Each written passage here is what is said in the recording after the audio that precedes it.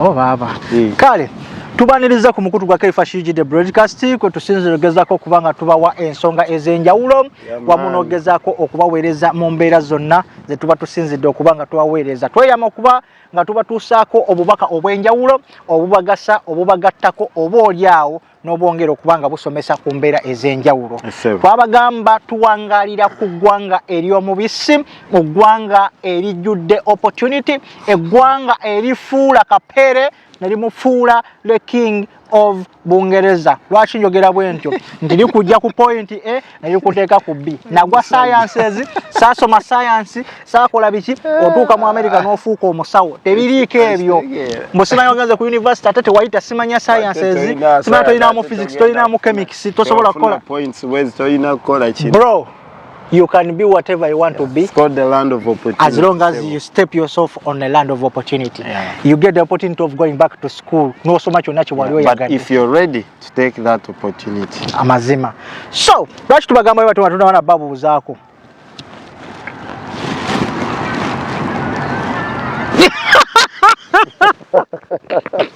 No, ekisajja kyange. Tuli mu America. Kuza kubatulaba. Mbalamusinza bantu bange mwenna gye musinziiro tuwuliza mwenna gye musinziiro tulaba bannange mbeebaza nnyo mwaba subscribinga akakadde kakooneko kakulu nnyako bwe tunaateekayo kajje nga okole ki olabe ebipya bye tuba tukuleetedde mbagaliza okutuuliza okulungi n'otulaba obulungi. So n'olwensonga nga bwemumulidde wadde teyeyanjudde bamuyita George patana wange gwe nkola naye ku mukutu kuno era gwe tugezaako okuba nga tusaasanya ensonga n'okuzittaanya mu butuufu bwazo tetukugamba byanjwanja wabula tugezaako kuwa ekyo ekitono wabula kye tulinako obuki obukakafu. So n'olwensonga eyo George olunaku olwaleero tuli mu episode yaffe etamanyikiddwako omuwendo kuba tukola naye njagala tutunuulire embeera yeggwanga lya America wano. Omuntu azze wano mu America oba oliawo ayagala okubaako kyakola oba njagala oya advising omuntu yenna azze wano gezaako okuyiiya empapula. Lwaki nkireetedde njagala nkiteeke mu perspective egamba ozze wano oyagala kutandika kubaako kyokola ofune ekigulira magala eddiba otandikira wa oba nje kyogera bwe nti ojja wano okkirizibwa kujja n'otandikirawo okunoonya emirimu n'okola obaako bw'otandikira ebikugamba nti va ku point A genda ku point B genda ku point C otandikira mu ssomero nti n'oddayo n'osoma nga bwe mwempulira kuba era abasinga batugamba you cannot survive here if you don't go back to school. That's the statement gyenzize mpulira over again and again and someone era ajja kuva yakugambe bw'otaddayo ku ssomero ogenda sigala ng'okola emirimu nga gyaweyawusi gyaki. Lwaki twagala twogere ku bintu twagala tutegeeze ku bantu bonna abatulaba bali eyo abaagala okujja wano ayinza kutandikirawo oli era bw'omaliriza okutunnyonnyola awo situation yonna era otubuulire omuntu oyo ajjidde mu mbeera eyo mirimu ki gye basobola okuba nga basobola okutandikirako ekyo nga tukiziza ku bbali wenjagala osookera ate nga wonaasembya okunoonya omulimu mu America. Is it the difficult thing in life? Kubanga eriyo omuntu akugamba banenze emirimu sigira bamugijja naye nga ate eriyo abakugamba oba n'abolabyeko nga someone has more than 2 jobs. The floor is yours. Ganda wange omulamu ogwo munene nnyo tugumenyemenye mu bufunze bwagwo mpola mpola ngoze mu America kisooka gy'otuukidde kintu kikulu nnyo omuntu gw'otuukiddeko yalina okuyambako okuwa bubesiki ekitegeera buno obuntu obusookerwako titukola bwe tuti naye sinsi tuli wano tujja kuyambako mu bufunze okugamba nti bw'otuuka wano ekisooka bw'oba otuuse wano gezaako okuwuliriza abantu bw'oba osanze wano waliwo abagamba nti saagala bannayuganda najja nze nabakoowa biki please tobeera muntu bw'atyo gwe jangu wuliriza abantu bye bakugamba tegeera then pikingamu ebyo ebikugasa kikulu nnyo ekyo tegeera picking amwe ebikugasa naye bwe wekweka abantu then togenda tegeera nali nkugamba muganda wange ekisooka bw'oba otuuse wano ekisooka okukuba kalicha ya wano segera fe twakula omuntu omukulu wamutunula maaso nti olina olugezigezi kana gwe genda waliyo segera kaisaamu abantu amaaso omuntu nakukuba ate nagala tokaaba ate bw'akuba ng'otakaabye ate onyooma kwegamba when you come here olina okusooka okuwuliriza abantu b'otuukiddemu bw'obawuliriza jamu kyolina okola ki kyolina okola kubanga tujja tuukira mu bantu ab'enjawulo ate buli muntu kyabeera yayitamu oba obulamu bw'abeeramu bw'ateera okukunyumiza kitegeera waliwo abantu abali wano nga ddala eby'empapula tebabimanyi nga ye yajja kuluka okuba taata yasooka wano n'abonaabona n'afuna empapula gw'ogidde ku taata kati gwe waliwo by'otamanyi muntu ajja kugamba empapula nga tomanyi kye bitegeeza waliwo fiyansi gwe baleese nga gwe eby'empapula tokola ki tobitegeera kati bw'osooka okuwuliza abantu abo bakuwa different versions bo bakikola batya okubeerawo era mwe bava ekisooka wambuuziza nti omuntu akkirizibwa okukola ng'akatuuka wano bw'obanga tewazze nti wajidde ku visa ya employment which is mu reality batini abafuna eyo visa ate nabo batini nga bwenkiddamu kubanga si ye visa ennyo gye tuteera okwettanira nga bannayuganda bw'otuuka wano tokkirizibwa kukola mpaka ngo osabye eki akakola employment authorization ate employment authorization ogifuna togenda kujambu gyoba osaba yokka ate olina kusooka kutereeza status yo eya immigration okitegeera mwemuli mwogenda oteerayo asylum mugenda okufuna yakuwasizza oba ogwe wawasizza nga mutuuze wa wano n'akuteerayo empapula waliwo abajjanga ku employment visa but nagambye bo bakola ki be batine nnyo waliwo abajjanga aba students yes wano nga wakatuuka ntokkirizibwa kola but bw'otuuka ng'otuuse wano ng'owajjidde ku visa student bw'ogisigalako babeera bakuregulating hours olina okukola awo wenyini wembadde zijja nti ate nga mulimu abakola nanti mbadde ndokugamba naye abasinga bw'oba akatuuka wano bw'owuliriza abantu b'oli mu Israel babeera n'obuntu bwabeeyo mabbali ng'otajja kwogera sigenda kukireeta abantu baffe bakitegeera bw'obawuliriza katono nnyo mu bufunze kyagezako okutegeera nti wootuukidde basobola okutetenkanya okufuba okulaba mu mbeera ng'obaako ne kyoyingiza nga woweeyiya nga bw'otereeza bino ebirala naye ekikulu ennyo ekisooka kutereeza mpapula sooka oteekeyo asayiramu yo gwe bw'oba student nga wazze sooka otereeze ebintu byolina okusookerako eyo campus gye bakugambye otereeze byolina otereeza buli visa gye wagiddeko sooka making sure nti otereeza kubeerawo okwo wano kubanga ate kwogenda osinziirako okusaba okukkiriza okola ki okukola ekyo muganda wange kati bwe tugenda nti otadde asayiramu oba obadde student omaze otereeza status yo wano kati waliyo okusaba okola ki akakola bwe baba bakakuwadde kati otandika kunoonya mirimu awo ewali firimu kati emirimu egisookerwako ddala amazima amatuufu wano ku America gye gino emirimu egya bulijjo kitegeera nti abasinga tugende tulabirire ku bakadde sibwakusomerera nagwo ogusobola okuyingiramu before nga tonasoma bangi abakigendamu gwa CNA nati kati CNA gwaba yesazeewo we advancing but waliwo housings nyingi companies nyingi mosobola ogenda n'okola obwa caregiver nga tonaba kusomerera ki CNA CNA okugigendako oba oweetaddeko akantu nti ntandikira okwo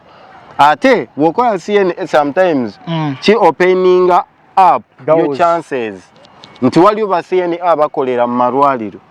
nti bayambako let's say nti muli mu ddwaliro nga Zikaiza John Muir n'amalwaliro amalala sata waliyo ba CNAs abagenda ne bakolerayo kitegeera kati nti wa akatuuka waliwo ejo cleaninga waliwo ejo serving mu restaurants waliwo security waliwo zi Uber Lyft emirimu gye gisookerwako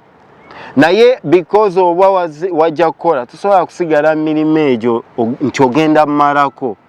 otandika kulowooza nti yes ndi mu bwa security nja bukola until when banji we bagamba nti munange ddayo koleki osome kubanga Yesu wajja ne degree okuva e Uganda degree yo wano sebo yes basobola ogimanya but eweyingamu a little bit low teina kye kusaako ky'amaanyi olina okukolayo akantu olina okusomayo akantu kasobole okuyingizamu eno system okitegeera Yesu wasoma olina degree yo olina masters yo but you have to do something here ekikuleetera bano abantu okukkiririzaamu noyingira that entry level noyingira mu system kati webugira kali ka CNN Muganda wange obadde ogamba oba wagaseeko nogakangateko ka CNN ate waliwo bwobwango oli bulungi olina mu kasenteko abantu bagenda ku LVN naye nga bino byonna gaba madaala in America kyolina okumanya we can't jump steps gwayagala ebyamangu muganda wange oba mwanyinazi America gireke tosobola kubuuka steps nga baby bwazaalibwa sooka ne yeebakaawo ate n'ayavula ate n'ayimirira ate n'akulori ate n'atandika okumaking up steps you cannot skip any step kasoji skipping at one point ejja kudda George yourself mvudde Uganda nzize mu America mukama nyambye nfunye akakola nsobola okutandika okukola mu Uganda gye mbadde mu ddwaliro nga ndi musawo njagala lwa busawo lwaki tebanzikiriza kuyingira direct mu busawo kubanga experience yeri ekisooka yeso inako experience edwale but ebintu hivi nebyemukozesa eri sibe ebikozesebwa wano sebo ne bwogenda mu terminologies ezawano engeri gye bazoogeramu nti ewaffe tugamba let's say letter Z wano nti Z tegera olina okugenda waakiri bakuweemu ka training akaku opening nadde nkugamba simple things muganda wange ngaakokukwatako mu ngalo nze mwami ani George ye greeting ekegera naye waffe tebikoze eki tebiriyo tuli mu eradde naye wano omuntu hey I'm George and I'm Shafiq original how are you man ekegera nti olina okusooka okufuna ka training ako kasobole okuyingiza mu bantu bawano nabo basobole okutrustinga however much you've been doing what that job eri naye wano okuyingira wano otandika mu bintu byabwe bavaayo oliro eri wetaaga ka certificate wano akasobola okulaga nti ya ono omuntu asobola okuyingira mu system yaffe oyogedde ku kyemirimu nti emirimu mwegirijjo nga bw'ogisomye era kituufu mwegiri but wali okyegenderezaako nti eriyo omuntu akugamba nti naye mwe emirimu mugijjawa have you ever heard of that kubanga nze nkibuliddeko several times olina atuuka n'okugamba lwaki tonfunirayo omulimu mu kampani eyo gye mukolera baaba kankugamba amazima ekituufu emirimu gyo mizibu okufuna weegiri mingi wano tubadde ekyabanyumiza buno obulimu bw'osookeramu kati bw'otandika okuvamu ekyo ekifaananyi buno obulimu nti mbadde asikaali somewhere mbadde nga nkola housekeeping ate tetuginyooma sebo ekyo mirimu kituufu wali n'abasigala n'abeera wano n'amalawo emyaka ng'akyagukola nga gwe gumuwa essente nga gumukoledde bingi genda ku ssomero ekyenga muganda wange kiri advisable genda weeyongereko akantu but it depends wajja wano already olina obuvunaanyizibwa olina abaana buli kokola kona okaweereza kyaddondo nga tosobola genda kukola ki kudda mu ssomero but naawe osobola okukolayo ebintu nogamba naye George nsobola ki mu bulamu bwange sobola okukola bintu bya plumbing ebyo bwe ngenda wali nga mu hoteri mwenkolera obunga obw'okusavinga n'abaana aba maintenance bino bye bakola ndaba bintu nkola ki bisobola nogenda n'oyigira ku mulimu ekyegeera it's just kwewaayo na kufaayo nnyo okulabika nti oli willingly to make steps. Those baby, we call them baby steps. So chegera, buli bwotya okola those baby steps, then toina gyogenda kulaga. Ekisooka muganda wange, emirimu egisinga online. Ekirala, abantu b'olimu, ask. Talk to people. Oli mu community events. Yogera n'abantu. Kitegeera. Anti kati awo George. Onansonyiwa. But wenjagala nkuleeteremu kino.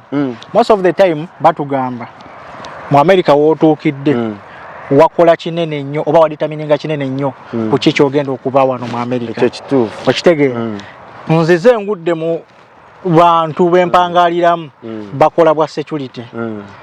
Bonna mbasanze ebbanga erisinga babadde mu security. How do you expect me okungamba nti ngenda ku elevatinga ng'abantu b'empangaliramu bonna bali awo nga bw'okyogedde nti eriyo omuntu asobola okumala wano ebbanga ng'ate gye emirimu babalala gye banyooma nga muri security eriyo abaginyooma ng'oli asobola okukubuuza okola mulimu ki n'omugamba nina akalimu kange ka security n'akutunulira bw'ati ng'alabanga ggwe ali mu muzannyo. But naye bw'aba honest n'omubuuza watandikira ku mulimu ki nga wakatuuka wano ajja kugamba kyenga nti depends level kw'ogidde gwe bw'obozze nga wakatuuka wano genda okole obwa housekeeping tofaayo bano boogera ki kitegeera mbadde nkyakumalirayo nti njagala okigatte lumu nti bwebagamba nti kiditamininga walungi woogudde waditamininga ki kyogenda okuba naye njagala nkugambe abantu bano bagenda ku advisinga ddi nti dda ku ssomero osome nga bo kennyini of course obasanze kyebakola kyebabaddemu tekuli n'omu yali alowoozezaako nti I need to advance, I go to school, at least I be different from the community gyempangaliramu oba gye natuukiramu. Omuntu oyo ng'agenda kugamba wano mu security osobola okukola double shift emirundi olebe double shift zo nnya mu mwezi noba ng'osobola okukola 2 weeks okola 2,250 oli awo tugenda okulaga byakoze nze security olaba bino byankoze Uganda kusenenkaze mu security olabire ddala nga tolina kyogenda kukola ki okuleka okusaba shift ezo okole ki kati kyenjagala otutangaaza awo muganda wange wetwagira wano wenagira wano nze nganze eno information gye tuli mu kuwa abantu teyaliiwo mulamwa gw'okuvaayo tubawe information eno twagala gwe tukuyambe eyatuukidde ew'omusawo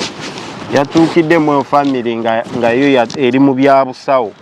weyatuukidde mu family ng'erimu wa security nti bawulirize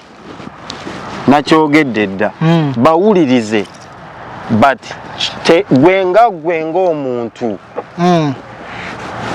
okukulaakulanaako kujja sinziira ku ggwe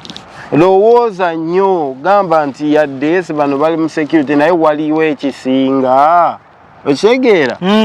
si buli omu yesu oyinza okuba otuukidde mba security naye nze kino nkisobola kigera muganda wange waliwo ebyo ebibuuzo byeweebuuza bw'oba oyagala kusenvula kuva ku ddaala ly'oliko okukola ki okugenda ly'oliko kiba kizibu. But that's why we are giving you this information. Nti gwalyeyo before you come here.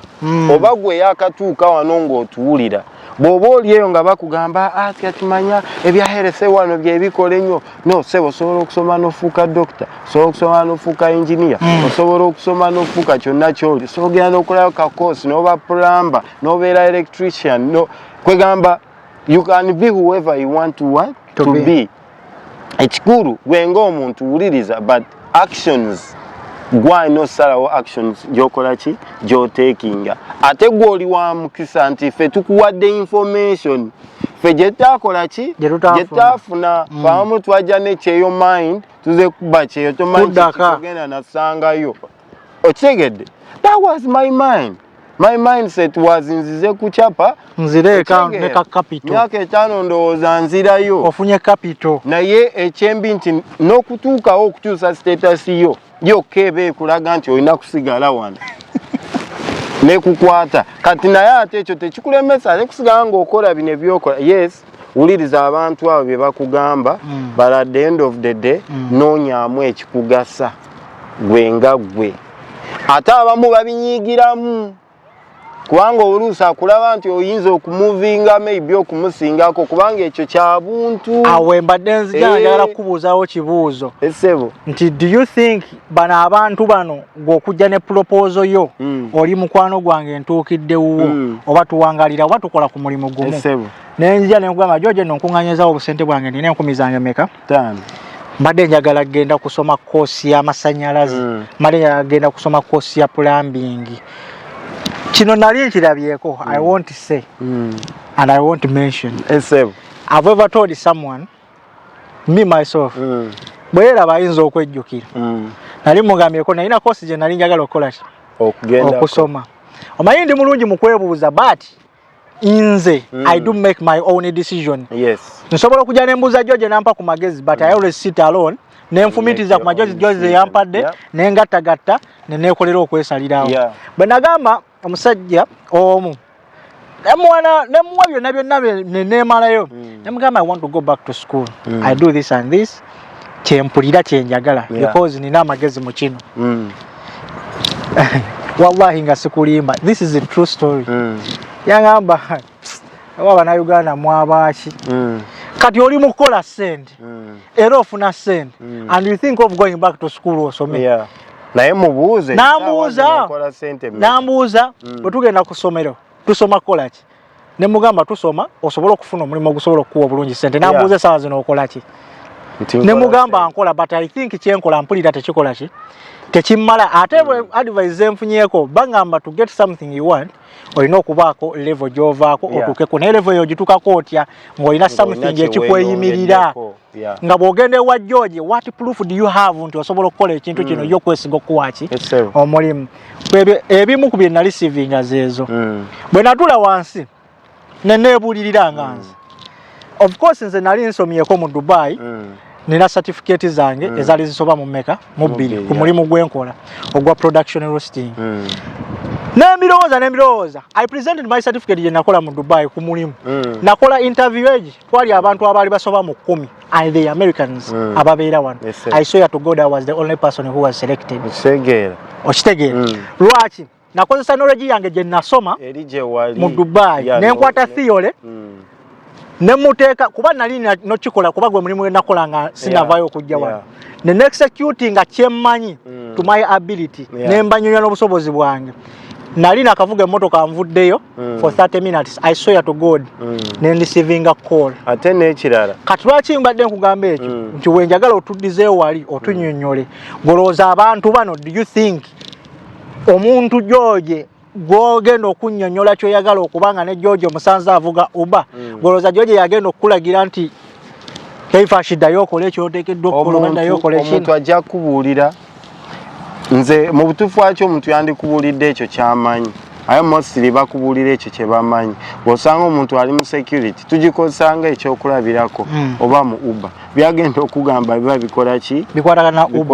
Uber naye nga bwe nagambye era nkiteera kigamba abantu nti tobeera ku muntu omu bw'oba watuukidde ku muntu oyo towuliriza muntu oyo yekka. Make your own research. Thank you. Segera uliriza George uliriza Keifash uliriza oli naye bw'onootuula wekka ogambe naye oli yaŋŋambye nti wano wenkola ndi mukola sente naye nkola $15 eri nkola ya 2 nkola mirimu 2 kyegeeza buli mulimu 8 hours 16 hours bwenzitoola ku 24 hours eziri mu lunaku osigaza mmeka? Sigaza only 8 hours. Woteekamu bino okutambula ogenda kweja emirimu n'okulya n'okola kyegeeza n'okwebaka ojja webakayo only 4 hours kyegeera but ekyo osobola okikola for a few years nga weetereeza but osobola okulowooza beyond that kyegeera noga waliyo kaliya kigye nsobola okukola nga mulimu ogwo naye nenkola 8 hours ninsasulwa sente nengatta ziri 15 ne ziri 25 size $4 noga nti kanoonyeyo akalimu bwe mba nkasomye ka certificate nenkafuna ka myezi 6 oba ka mwaka oba ka myaka 2 no sacrifice nga nogenda n'okafuna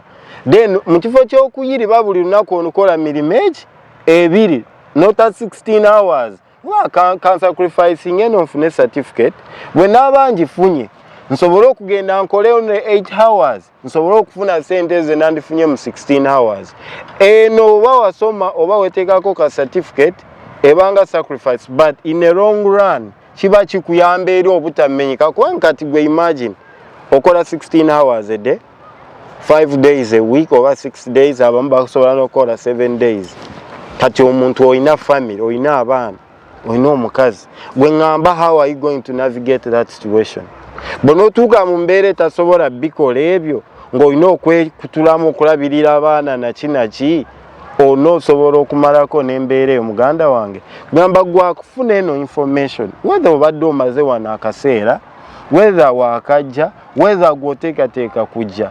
lowooza nnyo ngono muganda wange bwe yabagamba bwe yatuuka mu Dubai yalina kwegattako something abagendayo ababeerayo abasinga ababeerayo bubeezi genda avuga uba akola ekibadi bwe yatuukayo na okay guno omulimu ngukola n'agenda neyeeyongerako akantu kikulu nnyo ate era tekitegeeza nti ababa tebasomye mbu tebakola ki tebabeerawo still mulimu careers naddala skills kati kambabuulire kimu gino emirimu egy'emikono nga plumbing ekitegeera electrician bw'oba waliwo wakikolako e Uganda ng'olina that knowledge it's easy okuyingira wano mu system kwa ebintu oba obimanyi naye bw'otandikira ku levels ezisooka ne weewa omwaka gumu ng'olaba buno bulevu obusooka osobola okugenda ng'okirayimbinga ekitegeera by the time you know ne weekanga oli eri yatandikira ku take 1 ng'oli ku take 3 katono nnyo okuzaako wali emabega olina ekintu kyoyogedde n'ogamba it's always good okufuna information yen but making sure nti okola ka research okyogedde nenzijukira nina certificate mu bookkeeping okitegeera naatera okumaliza lwakuba natekinga break mu cyber security okitegeera ngisoma naye omuntu eyampa amagezi ago n'okundaga obulungi obuli mu kusoma certificate zino ne bwoba nazo mu field ez'enjawulo yali atava kyadi weewu tamanyi simumanyi tetwogera lulimi lumu wabula yansanga awo nampita netunyumyamu awo nanga what do you do nemubulira nanga but you can do this ABCD nandaga nebiki byakola nandaga nekyakoze unfortunately mukwano gwange yeyongerayo yagenda Texas bamuwa ekifo mu college yagenda kusoma naye ali mu tech okitegeera but lwaki nkyogedde kino nti kikwewuunyisa nti abantu betutamanyi kino nali nkiwuliddeko era ku gaayo omu mulungi alina ssente ze muna Uganda I think oba abeera Boston eyo nerabidde gy'abeera naye namulaba ku Sakoze Farouk yagamba omuntu eyamuwa amagezi n'okumutuusa ku ssente ze yaliko essaawa eyo nebbanga eryamaze mu bannayuganda nga bawangaliramu yali ate weewuunyisi wa ggwanga lyattu Uganda muganda wange mu nsi muno it doesn't have to be omunayuganda bwe mba ngamba abantu b'otuukiddemu omunayuganda oyo gw'otuukiddemu onoba ofunyeyo ekirimu ekyeyiiya ojasinkanayo mu Filipino ojasinkanayo mu Korea Jessica disclaimer katono nnyo saagala tukyogere abanayuganda abalaba sheno balowooze nti kyetwogera tugezaako okuvunza nti abanayuganda wano mu Amerika babi omuntu tateekeddwa kola ki batuukiramu kyetugamba nti bw'oba otuukiddeyo bawulirize kituufu kwana emikwano oba it doesn't matter muna Uganda it doesn't matter oba mu China oba mu ki gwe kwana emikwano okwongerezaako byeboogera okwongerezaako katono muganda wange ono alina ekintu kyeyogedde nti kwana emikwano kikyagezaako okwogera community gye tuwangaalira George alina kyamanyi kyansinga nina kyemmanyi field emu mwemusinga Anja alina field gy'amanyi gye simanyi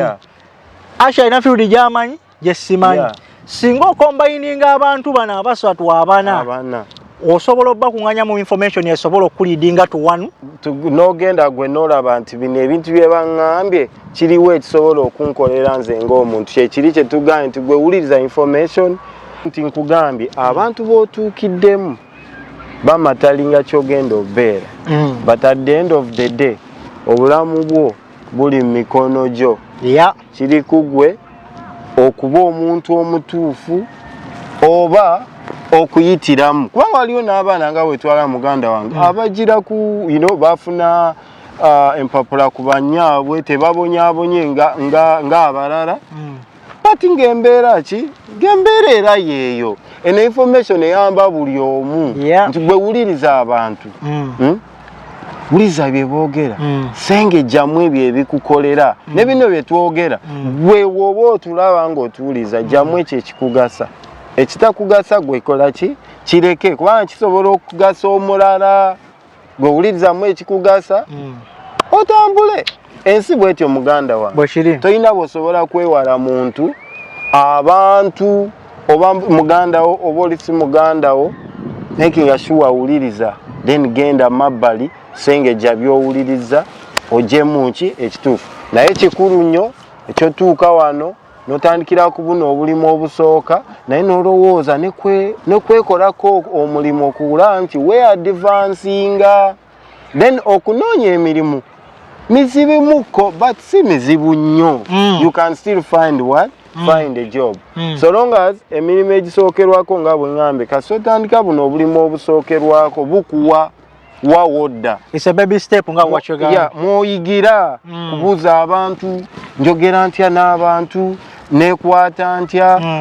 ne bakuintroducinga ku zino systems zetalina ewaka kati ezo zokka zikugula obwongo kati gino emirimu egiddako kiba kyangu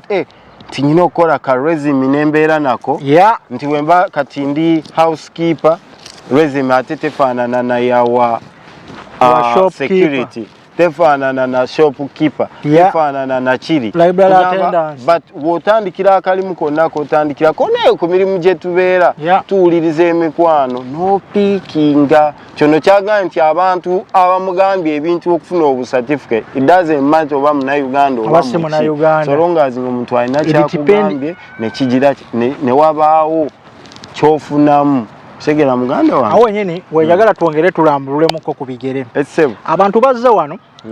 bafunya ku ssente oba bakola obulimulimu bwabwe oli agattagatta n'akola ku ssente lwaki abannayuganda kali kyeno yatulemeramu eya competition okitegeera wano ku America it doesn't matter what kind of car you are driving but ogenda kwesanga nga abannayuganda bannaffe wano bw'atunulira emmotoka George gy'avuga ayagala apaakingewo emmotoka nga etunulanga muntu ebitatukolera wano ekyokubiri bwatunulira George omulimu gwavuga webako function kwe bali alabanga George ali wansiwe naye nga takusasulira nyumba takuliisa takusasulira insurance yadde naki yadde neemu so njagala tutangaza abantu ku bantu wano why do competition is still stiff mu bantu baffe naddala ba community yaffe I want to say tetwogerera balala nze ngenda kubanga oyogerera abo b'omanyi obadde mutogera kwogerera mu China nga tobeeranga ekisooka kiddayo eri ekyo kintu nkiteeka eri ku buli ssekinnoomu but wali okiwuliddeko oba wali okirabyeko waliwo bempulira ng'olindabyeko wawulira nti ono akoze kino naye ayagala akole ki akikole oba akole ekisingawo competition nungi eri positive but positive can lead you to jealous can lead you to many bad things nti ate wano mu America ekizibu ekiriwo kasita obeeramu eyo competition ega njagala nsinga egundi njagala nkole eki njagala nkole eki of course tolumya George weerumya wekka genda kujja motoka ya mitwalo 8 ona wano segera yakujja ya 8 oyogedde ekirimbo yavuga ey'ebiri osasula biro y'emmotoka $10,000 George asasula ya 2 oba 3 kati George ne bwaba akola let's say akolayo $25 omwezi gwe ng'okolayo $9 kitegeeza nti ziri biro ez'emmotoka era zino 9 kijja temebwako ziri zoteeka mu mmotoka ate ne insurance naye ebeere waggulu weekange nga obulamu bwe yesosola okuba ng'okola ssente nnyingi but the way you manage that money living like is life ate kiri okay muntu living your life kuba bw'oba okyagala life is too short but tugezeeko okulaba tokola bintu because oli yakoze kino kola ebintu at your own pace abaakajja oba abakirimu oba ng'oli eyo nga ogamba obulamu oli namulabye akoze kino oli akoze kino oba nange nkole ntya no please take your time so long as oli focused ng'oli intentional ku byokola gwe sigala ng'okola by'olina okukola tolaba ono yakoze eki picking a positives twakyogeddeko dda picking ebyo ebikola ki ebikugasa gwe wonna ejjirayo emmotoka ey'omwenda manyi jja kutuulamu ekitegeera totuuka wano wakamalawo omwaka gumu oyagala kujjayo nnyumba ekisooka ne credit gundi ne credit history eba tenaba ku building ekitegeera toba wakatuuka wano omwaka gumu oyagala ojjeyo brand new ka M5 agamba banja ge weetuumako nga wakatuuka wano nga tonaba kwetereeza ojja tuuka ekiseera nti n'okwetereeza still you are stress kubanga esente zonna z'okola nga zigenda mu gali amabanja g'okola ki muganda wange tambula kubo liryo nakugambye buli action gy'okola ekuvunaanyizibwako nga ki nga gwe Segera. Any decision you do, unfortunately, wano mu America, mostly tetuba na second chances. Kuba nsawo, kuba genda mukomera, so kuba genda kukubo. Kwegamba any decision you do, just know it has consequences. Yes, sir. Okitegeera? Tambula bibyo, wuliriza, nonyaayo byokola ki? Ebisobola okugasa. Otambula obulamu bujja kukola ki? Bujja kutereera musajja ono. Atunoonya. So, mu mbeera eyo nga bw'ogiwulidde bingi nnyo nga muganda wange oba patana wange George bwagezezzaako kuba nga akugamba. This is your life. Play it the way you want. But don't forget, there is always consequence for each and everything we do. As you want, but responsibly. Tekina kye kigenda kugasa kutuuka mu nyumba ya Keifash oba eya George n'ogamba ha laba bano n'ennyumba mwe basula entebe ayinamu n'emu. Bw'olwokuba ondaba nga nze atategeera, but you don't know the secret behind and why I want my house to be like that. Okitegeera. Eriyo omulala agenda okutuuka mu nyumba yo nga wagidesign wagiteekamu buli kimu gwe ky'owulira ky'okola ki. Naye ng'osula ku shift. Kwebale nnyo. Okumala okutereeza ebintu ebyo. Kati kyonna kye kiri omuntu bwajja n'akubuulirako ku mboozi ye, omuntu bwajja n'anyumyako naawe n'akubuulira some of the achievement he or she did, doesn't mean nti ate gwe kikuleetera obujja otandika omulaba obubi. Abantu abamu balina ekyo. George bwajja n'akunyumiza mbaddewo mu kuyomba essomero lyange libadde teritambula bulungi, sitegeera basomesa bano engeri gye bakolamu, bajja kugazaawo essomero lyange n'eddwaliro lyange, odde ebbali ate otandike mugeya. By the way, just kaniki katono nnyo kenyagala okuwaako lwenjagala episode yedde tugenda kukwata ku lugambo oluli mu America wano kubanga is the everyday life nenza nenyumiza George katono nnyo katukakonemu katu but wano lwakuba nti kati George omunyumiza akantu wano n'okasanga e Boston nanti olw'ensonga nti but awo just sagala olambulule tuyitiddewo buyitizi. So baganda bange mwenna abatulaba ensonga gye tuyimira wano tugezaako okwogera bino ebigambo bye tugezaako okwogera tetukuba, tetuvumirira, tetuvoola muntu yenna. Wabula twogera ku bigambo ali eyo ng'obadde okikola funamu okwekuba mu mutima ng'omuntu omukulu. Kubanga nze Keifash nzikirizibwa okuŋŋambako George osobola okuŋŋambako ekintu ne kinnuma n'ensirika busirisa and I don't attack you, but when I sit alone somewhere nsobola okukirowoozaako ne ŋŋamba olaba George yaŋŋambye bw'ati kankyuseemu. Okitegeera kati bino bye twogera tekikwetaagisa kutuvuma oba nakujja mu comment section n'otuwemula. Weekube mu mutima bw'oba obadde okikola, revise yourself. Weetereeze. Akalala ka disclaimer, tetuvumirira mulimu gwonna yadde wadde mbekola mulimu gwo as long as naffe tuwina emirimu gye twakola ki gye twasookerwako buli mulimu gwonna kasita gukuwa ekyokulya kasita osobola okulabirira gwe n'abantu bo genda mu maaso okole ki okole naye tulowooze nti buli kye tuba tukoze kiriko ebigendo kijjirako. Can be good, it can be what? It can be bad. It's up to you. N'olwekyo bantu baffe. I guess wetukomye olwaleero muganda wange. Yes sir, unless ng'olina bw'oyagala okusembayo n'okuba ng'otegeeza n'okwolekeza bannayuganda bonna bali okwetoloola ensi mbadde neerabidde muganda wange wali omukolo gwaffe ogwa Greater Vision International oba Greater Vision Uganda. It's an NGO. Ndimu nga board member. Tujja kuba ne to celebrating a 6th year anniversary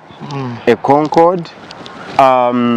asobola okundwichinga out actually nginayo free tickets.